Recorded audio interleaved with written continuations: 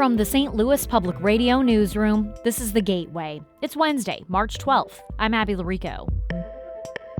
Missouri Republicans are enthusiastic about President Donald Trump's second term, but they acknowledge his first months back in office haven't been flawless. Musk and Doge would be the first to admit that in some cases, something might get cut or someone might get laid off that in retrospect was a mistake.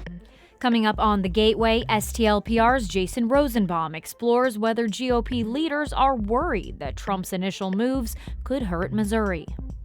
But first, we'll hear from one of the hardest working reporters in town on another story. St. Louis Public Radio's Jason Rosenbaum reports St. Louis County Executive Sam Page used his State of the County address yesterday to slam an April ballot measure that would make it easier to fire department directors. Page spent most of his hour-long address praising the work of county employees, which dovetailed into criticism of Proposition B, that allows the county council to fire directors and the county councilor with 5 out of 7 votes. As those in the community remind me all the time, B is bad, B is a power grab, and B does nothing good for St. Louis County. Councilwoman Shalonda Webb says Page's shot at Prop B was inappropriate. Because we need accountability and checks and balances. This is not a power grab. County department directors filed a lawsuit against Prop B, and it's possible that even if it passes, judges may not let it go into effect. I'm Jason Rosenbaum, St. Louis Public Radio. County Executive Page also said Tuesday that St. Louis County is getting a new flag. It's replacing the old one, which features a nondescript plow surrounded by building outlines in shades of yellow. The new design is a navy, white, and rose red flag featuring a partial image of the fleur-de-lis. Page says the new flag provides an optimistic symbol of the county's resilience. This reimagined fleur-de-lis boldly points forward, signifying a commitment to progress and opportunity as we chart the future for St. Louis County. Last year, St. Louis County unveiled a new rose-red logo, as well as a new tagline, Opportunity Central. The battle over Missouri's minimum wage and paid sick leave laws is taking center stage in Jefferson City this week. The Missouri Supreme Court is set to hear arguments today on whether to overturn Proposition A, which mandates paid sick leave and boosts minimum wage. House lawmakers gave initial approval to a bill yesterday which would roll back paid sick leave requirements. In more than 2 hours of discussion, some House Republicans argued the proposition endangers Missouri businesses. They say that could cause harm to the state's economy. But St. Louis Democratic Representative Marla Smith says striking it down would undermine the will of the voters. Why are we fighting about it? Give the voters what they asked for. They voted for their president. They voted for their governor. They voted for us. They voted for Prop A. Give it to them. Tuesday's version of the bill still needs a final House vote before it heads to the Senate. Missouri Attorney General Andrew Bailey wants to challenge the release of Christopher Dunn. That's the St. Louis man who was exonerated last year after spending more than 30 years behind bars for a crime prosecutors say he didn't commit.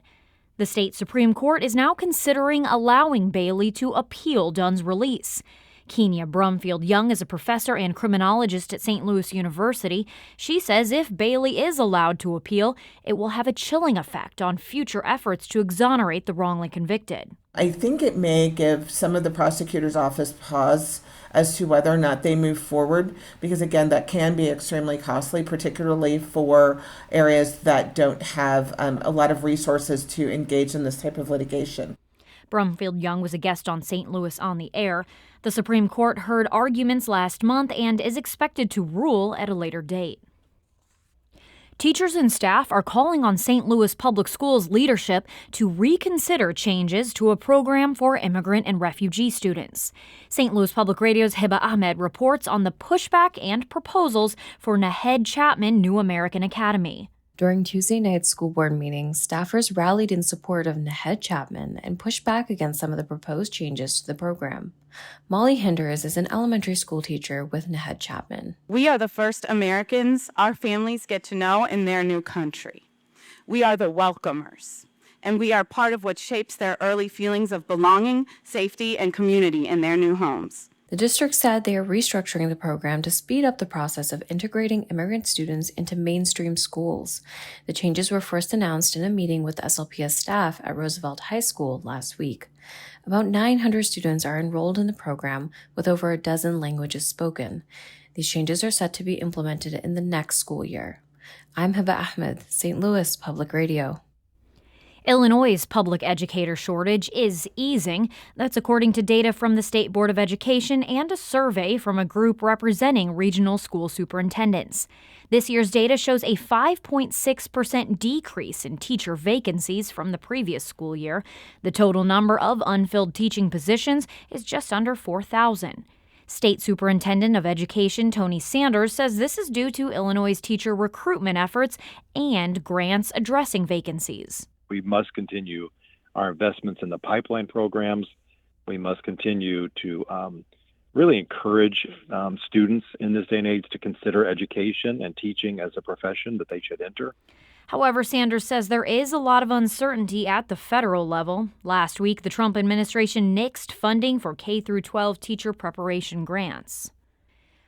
St. Louis County Library is working to make reading more accessible to people who are visually impaired.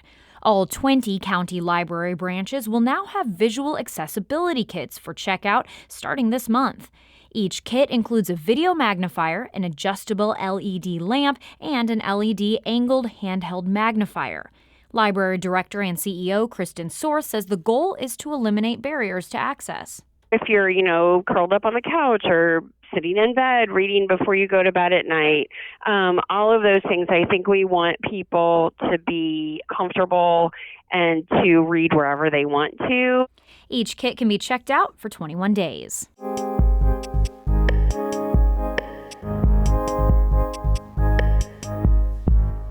Missouri Republicans who attended the recent Lincoln Days event say they are enthusiastic about the first few weeks of President Donald Trump's second term. As St. Louis Public Radio's Jason Rosenbaum reports, the state's GOP leaders remain unwavering in their support despite backlash over Trump's early moves. Inside a hotel ballroom in Maryland Heights, Missouri Republicans were dancing to an impromptu rendition of the Village People's YMCA. The 1970s disco hit became a rallying cry for Trump's return to the White House, which, to put it mildly, excited plenty of attendees at Missouri Republican Party Lincoln Days. That includes U.S. Senator Eric Schmitt, a Missouri Republican who is heartened by Trump's initial executive orders restricting immigration and targeting what he feels is wasteful spending. Really, everything that they're doing right now has to do with programming and personnel, which squarely fits in the executive branch. So I think ultimately they're going to be successful. It would frankly be surprising if Missouri Republicans weren't happy with the first few weeks of Trump's presidency. After all, Trump won the state's electoral votes 3 times in a row by double-digit margins. And as Lieutenant Governor David Wassinger explained, that support remains strong. In our office, we have heard nothing but positive feedback for what President Trump's doing, and frankly, Elon Musk is doing. And I believe Governor Kehoe in our office is also implementing many of the policies that President Trump is spearheading. What Wassinger was referring to is Musk's effort, known as DOGE, to reduce the federal workforce and federal government spending. The job cuts in particular have stoked a lot of controversy, so much so that Musk and Trump have had to ask certain federal employees to come back to work.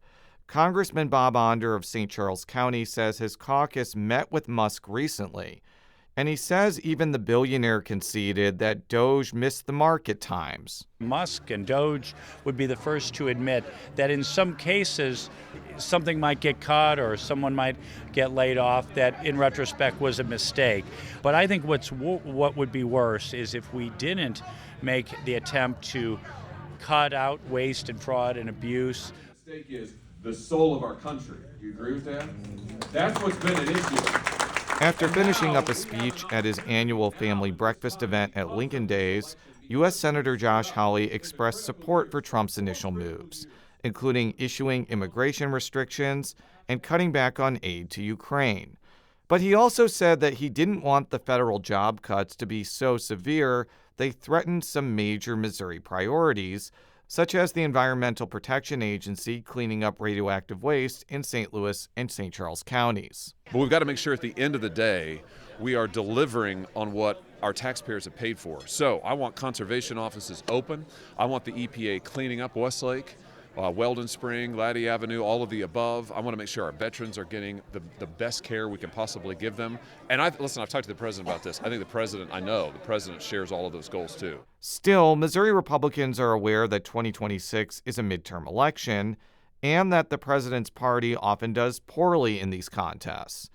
Governor Mike Kehoe says that while Missouri Republicans shouldn't get complacent, he also doesn't expect Trump's spending cuts to spark electoral decline for the state GOP. Those same working men and women have to make tough decisions in their family budget. They have to cut out the fat. They sometimes can't do with things in the area of the Biden inflation. So I think President Trump is doing what Missourians want him to do. He wants to right-size government, all while keeping essential services available to those who need them. But if Trump's spending and federal job cuts lead to worse federal government service or a dip in the economy, Missouri voters may take their electoral frustrations out on Republicans.